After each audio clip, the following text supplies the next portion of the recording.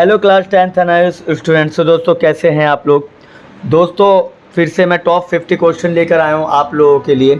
ठीक है, इसमें हम न्यायपालिका, कार्यपालिका, विधायिका और संविधान से रिलेटेड जितने भी क्वेश्चन होने वाले हैं उस पर डिस्कस करेंगे। ठीक है, सारे एमसीक्यू होंगे और जो भी प्रीवियस वीडियोस नहीं देखी है आप लोगों ने तो जाके देख लीजिए। और 50 क्वेश्चन होने वाले हैं, अभी ये 15 है। 15 के बाद हम ऐसे 15 करके लेकर आएंगे। जितने भी टॉप 50 क्वेश्चन पे ही हम काम करने वाले हैं। ठीक है, अगर आपने प्रीवियस वीडियोस नहीं देखी है तो पहले जाकर वो देख लीजिएगा, क्योंकि उसमें भी मैंने एमसीक्यूज़ कराए हैं और अब मैं ये कराने के लिए आया हूँ। ठीक है, चलिए सो देखते हैं हमारे सामने फर्स्ट क्वेश्चन क्या है। और दूसरी बात है, कई बच्चे बोले थे कि सर इसके आंसर टिक तो लगा लेते हैं, अच्छी बात है, मगर बाद में मिल नहीं पाते। तो इसके आंसर आपको इस बार पीडीएफ के लास्ट में मिल जाएगी। आप देख सकते हैं यहाँ पे आपको पीडीएफ के लास्ट में दिख रखा है ए सी ए बी ए। ठीक है, ऐसे करके आपको मिल जाएगा। ठीक है, चलिए तो बात करते हैं, इस पे आ जाते हैं।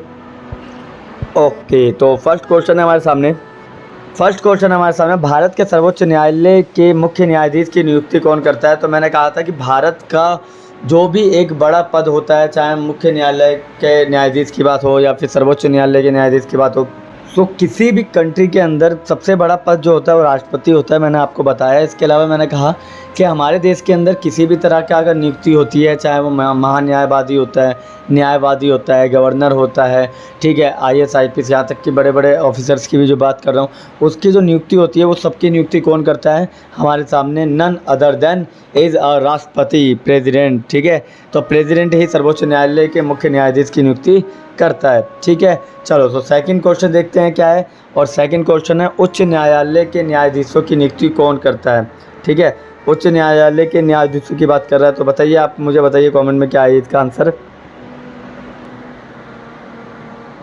सो ऑब्वियस है, अभी आप लोगों को बताया कि चाहे हाई कोर्ट की बात कर लो या सुप्रीम कोर्ट की बात कर लो, इनकी जो नियुक्ति होती है ना, दोनों की नियुक्ति एक राष्ट्रपति ही करता है देश का।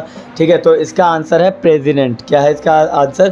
प्रेसिडेंट। ठीक है, चलो तो 13 क्वेश्चन है, न्यायपालिका की कौन सी शक्ति उसे कानूनों की वैधता की जाँच करने का अधिकार देता है। ठीक है, यानी कि जुडिशरी जो है उसकी कौन सी ऐसी पावर है जो कानूनों की जो वैधता है उसकी जांच करने का अधिकार देता है। तो इसमें जो ऑप्शन थर्ड है वो सही है, न्यायिक पुनरीक्षण। तो न्यायिक पुनरीक्षण का मतलब होता है कि न्याय के रूप में दोबारा उसका रक्षण करना, यानी कि पुनः रक्षण करना, यानी कि दोबारा जांच पड़ताल करना। ठीक है, तो थर्ड का क्वेश्चन ये था। चलिए, भारत में न्यायपालिका किस प्रकार की है, तो इसके बारे में हम सब जानते हैं कि भारत के अंदर जो न्यायपालिका है वो हम सबको पता है स्वतंत्र न्यायपालिका है। कार्यपालिका के अधीन काम नहीं करती, विधायिका के अधिकार, देखो ये सब ना, ये सारे के सारे क्या है, ये सारे के सारे स्वतंत्र है, यानी आज़ाद है। सारे के सारे एक दूसरे पे कोई भी डिपेंड नहीं करता, सारे के सारे आज़ाद होकर ना अपना काम करते हैं ताकि कोई किसी भी तरह का इंटरफेरेंस ना कर सके। ठीक है, तो ये 4 क्वेश्चन थे जो कि हमने जुडिशरी से पूछे। चलिए अब कार्यपालिका की बात करते हैं। और कार्यपालिका के अंदर फर्स्ट क्वेश्चन है, भारत के राष्ट्रपति का चुनाव किस प्रकार होता है। ठीक है, तो देखो दो तरह की जो चुनाव होता है ना, 2 तरह का होता है। एक तो प्रत्यक्ष निर्वाचन, दूसरा अप्रत्यक्ष निर्वाचन, और तीसरा होता है मनोनीत। ठीक है, देखो मनोनीत का तो वो हो गया कि IAS IPS को मनोनीत कर दिया। ठीक है, और बहुत सारे लोगों को मनोनीत कर दिया। ठीक है, गवर्नर को मनोनीत कर दिया। ठीक है, ठीक है, तो मैंने कहा जो मनोनीत का तो आपको समझ में आ गया कि किसी को भी मनोनीत किया गया है। ठीक है, बिना चुनाव के। अगला आता है प्रत्यक्ष और अप्रत्यक्ष। ठीक है, तो प्रत्यक्ष चुनाव जो होता है उसके अंदर जनता भागीदारी लेती है, जैसे कि आप लोग लोकसभा के चुनावों में लेते हैं।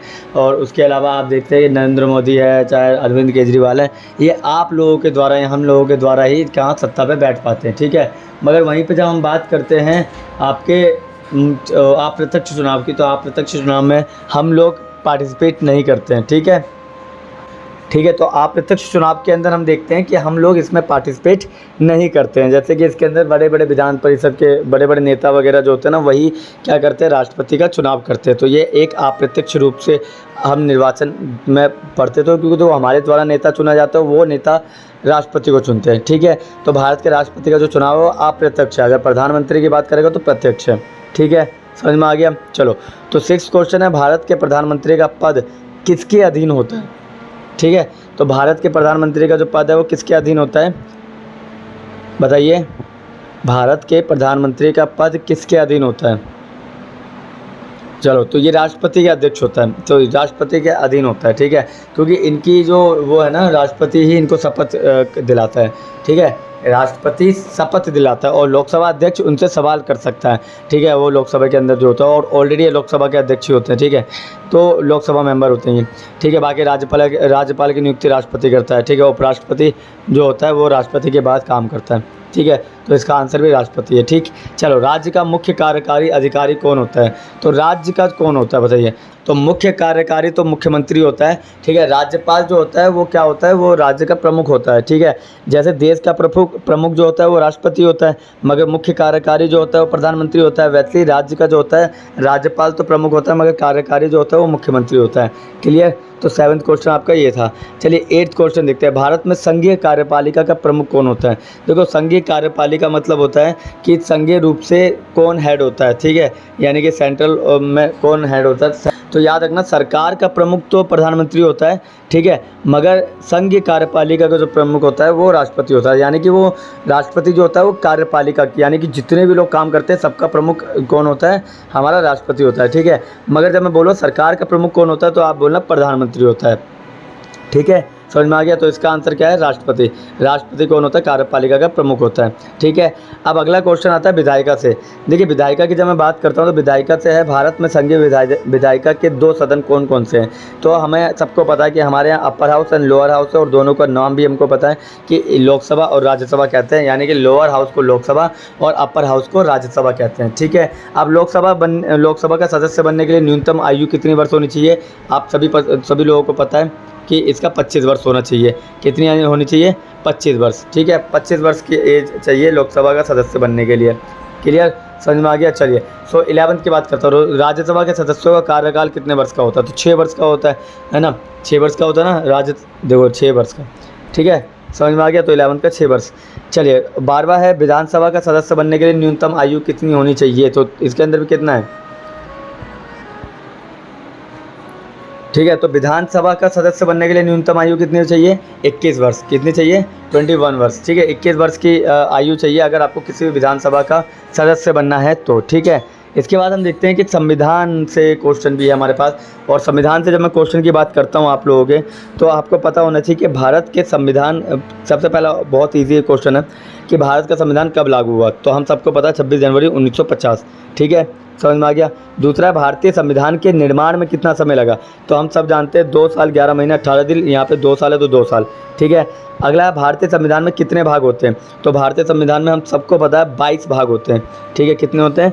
22 भाग होते हैं, ठीक है। बाकी नीचे उत्तर है, ये आप खुद कर लीजिएगा, ठीक है। तो आप आज के लिए बस ये टॉप 15 क्वेश्चन थे, और मिलते हैं किसी और वीडियो में। अगर कोई भी किसी भी तरह का डाउट है तो पूछ लेना, ठीक है, कमेंट में, और नीचे दिए हुए नंबर पे आप इसकी PDF ले सकते हैं, ठीक है। चलिए, मिलते हैं किसी और वीडियो में, तब तक के लिए थैंक यू और धन्यवाद।